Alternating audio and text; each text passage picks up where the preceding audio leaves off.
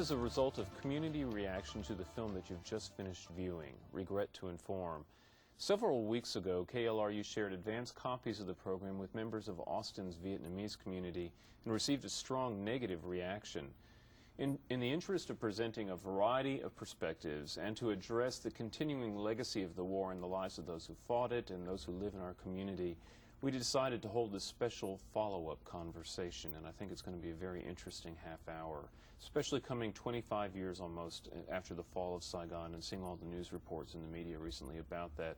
So much misunderstanding, so much misinformation about those times.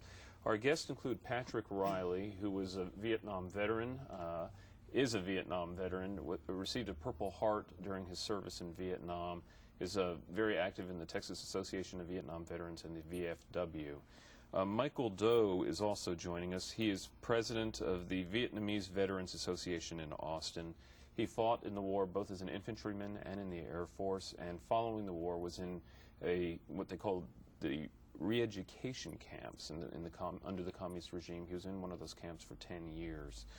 Ron Fiesler is also joining us. He too is involved in the Texas Association of Vietnam Veterans. He was in the Marine Corps during the war and served at the height of the war in 1968 and 1969.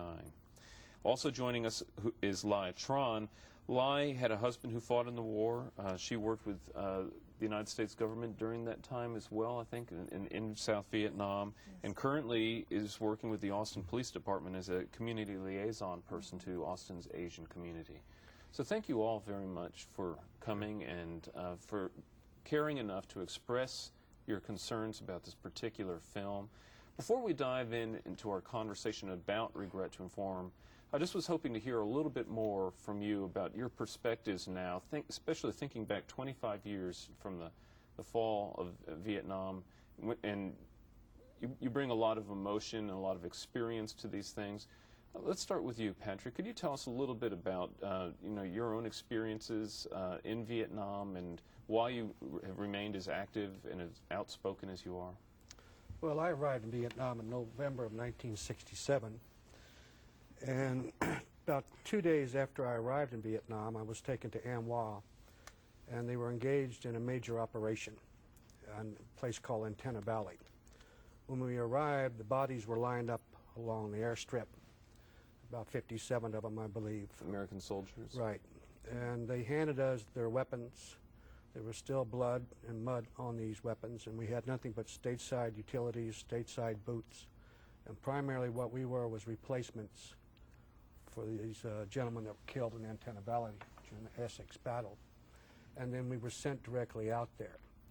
And I was very scared. There was no time for what you call introduction, where they test your weapons or anything like that. We were just taken straight out to the battlefield as replacements.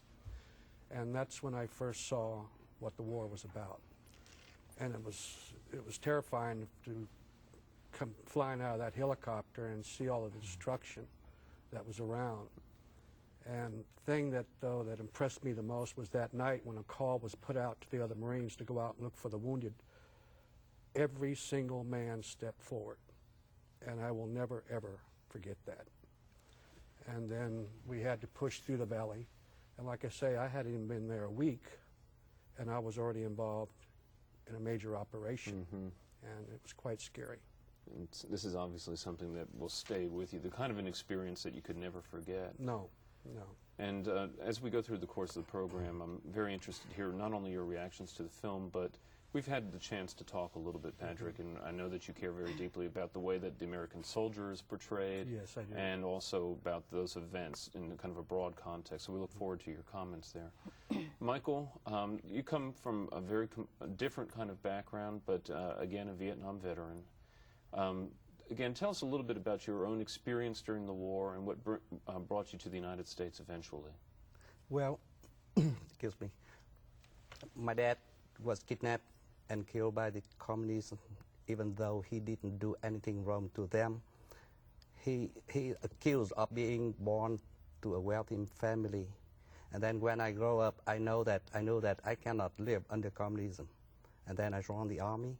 I spent 10 years in the army to become a company commander in the 5th Infantry Division, and then I transferred to the Air Force.